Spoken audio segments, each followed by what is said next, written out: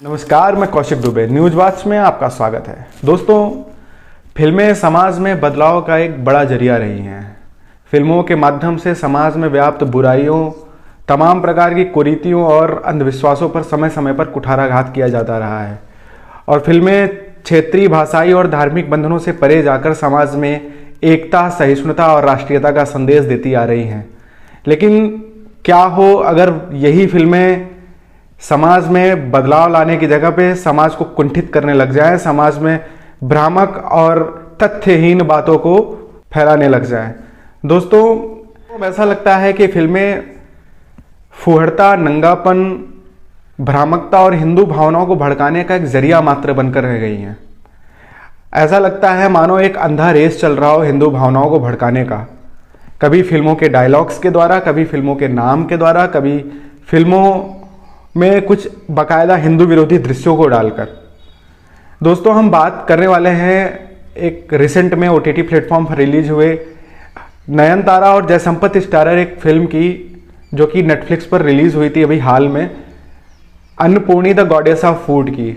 हम आगे बढ़े इससे पहले आपको बताना चाहेंगे कि ये जो इस फिल्म का जो नाम है अन्नपूर्णी, ये हिंदुओं की अन्न देवी अन्नपूर्णा के नाम को डिफॉर्म करके इसको अन्नपूर्णी कर दिया गया है। दोस्तों, इस फिल्म के कई दृश्यों पर बहुत ही विवाद हो गया है और इस फिल्म में नयनतारा और जयसंपत के बीच एक दृश्य है जिसमें जयसंपत, जो कि फरहान के रोल में है, वो सीढ़ियों पर चढ़ रहे होते हैं और वाल्मीकि रामायण का एक श्लोक कोट करते हुए नयनतारा को मीट खाने के लिए प्रोत्साहित करते हैं। वो जो श्लोक पढ़ते हैं मैं उसको देख के पढ़ना चाहूंगा। तो तत्र हत्वा चतुरो महामृगाम आदाय मेद्यम त्वरितम भू भिक्षितो। दोस्तों, हिंदी में श्लोक का अर्थ बताते हुए जयसंपत नयनतारा से कहते हैं कि जब भगवान राम, लक्ष्मण और सीता को जंगल में भूख लगी तो उन्होंने जानवरों को मारकर पकाकर खाया। रामायण में भी लिखा है कि राम, लक्ष्मण और सीता नॉन वेजिटेरियन थे।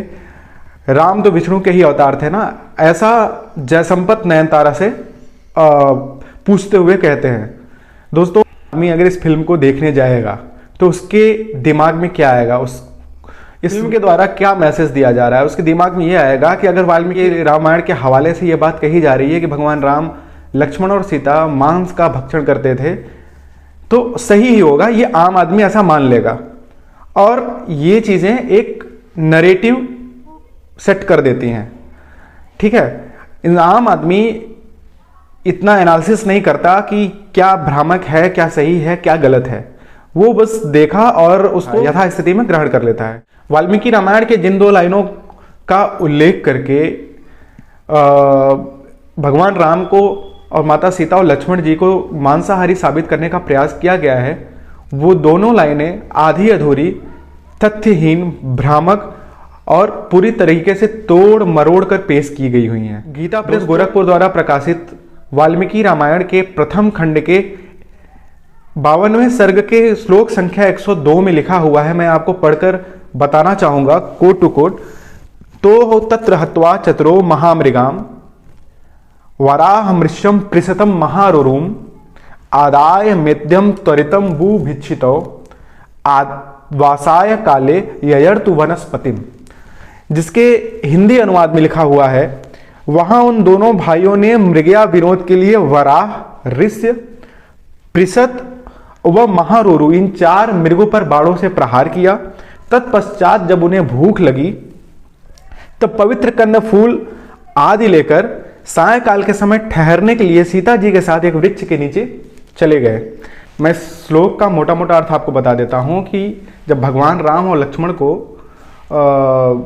आखेट खेलने का मन हुआ तो उन्होंने 4 मृगों का, जिसमें इनका नाम दिया हुआ है, इन मृगों का, चारों मृगों का नाम दिया हुआ है वराह, ऋष्य, पृषत व महारुरु। इन 4 मृगों पर भगवान राम, लक्ष्मण वाणों से प्रहार करते हैं। उसके बाद सायकाल जब शाम होता है तो वो कंदमूल फल लेके, कंदमूल एक जंगल में उगने वाला एक बहुत ही पवित्र हिंदू धर्म में माना जाने वाला एक फल है, जिसको लेकर भगवान राम और लक्ष्मण ठहरने के लिए एक वृक्ष के नीचे चले जाते हैं।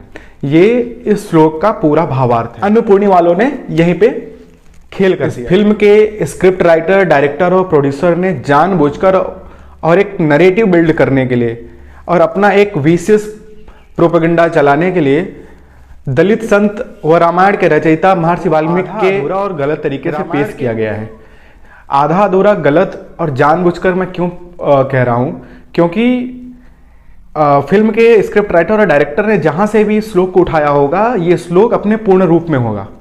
अब अगर ये पहली और दूसरी लाइन को मेंशन करते तो समझ में आता कि दूसरी और चौथी लाइन हो सकता है जिस भी सोर्स से इन्होंने लिया हो वहां से मिसिंग हो, लेकिन ये पहले और तीसरी लाइन जानबूझकर लेते हैं, जिसमें पहली पंक्ति में जिसमें मृगों को मारने का शिकार करने का उल्लेख है और तीसरी लाइन में जिसमें भगवान राम लक्ष्मण सीता को भूख लगने का उल्लेख है।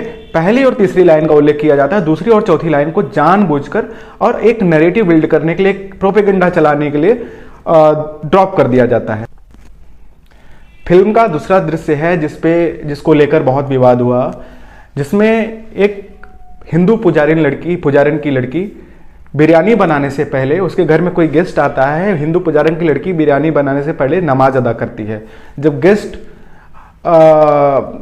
उस लड़की से पूछता है कि इस बिरयानी के जायके का क्या राज है, तो लड़की बताती है क्योंकि मैंने बिरयानी बनाने से पहले नमाज अदा की, इसलिए ये बिरयानी इतनी स्वादिष्ट है।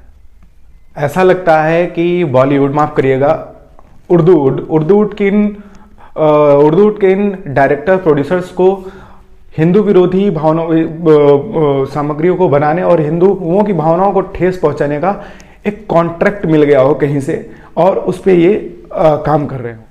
फिल्म पर भारी विवाद के बाद इस फिल्म को नेटफ्लिक्स से हटा लिया गया और फिल्म के स्टार कास्ट से लेकर डायरेक्टर और प्रोड्यूसर सभी के खिलाफ मुंबई सहित देश के कई थानों में FIR दर्ज किए गए और इस फिल्म को पूरी तरह से पब्लिक डोमेन से हटा लिया गया है।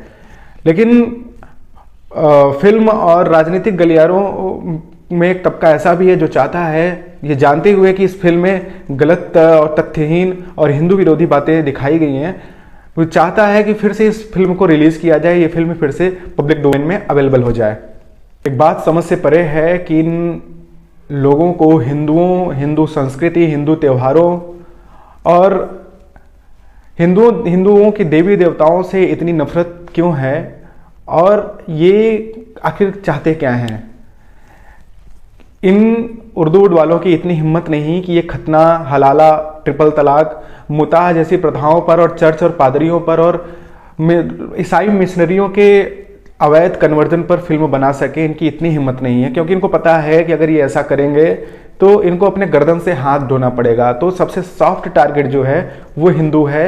ये हिंदुओं को बलि का बकरा बनाते हैं। और दोस्तों, इस वीडियो के माध्यम से मैं आप सभी से कहना चाहता हूँ कि ऐसे अवांछित और ऐसे असामाजिक तत्व जो इस तरह का कृत्य करते हैं और जानबूझकर किसी भी धर्म की भावनाओं को भड़काने का काम करते हैं और किसी भी धर्म के खिलाफ गलत और तथ्यहीन और अतार्किक बात पेश करते हैं और लोगों को उस धर्म के बारे में भड़काते हैं, को गलत संदेश देते हैं, तो ऐसे लोगों पर रोक लगनी चाहिए। वो चाहे हिंदू हो, मुस्लिम हो, सिख हो, ईसाई हो।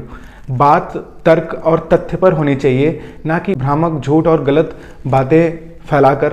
दोस्तों, अगर आपको ये वीडियो अच्छा लगा हो तो आप इसको आगे भी शेयर करिएगा, लाइक और सब्सक्राइब भी कर दीजिएगा। मिलते हैं आपसे अगले वीडियो में। तब तक के लिए जय हिंद।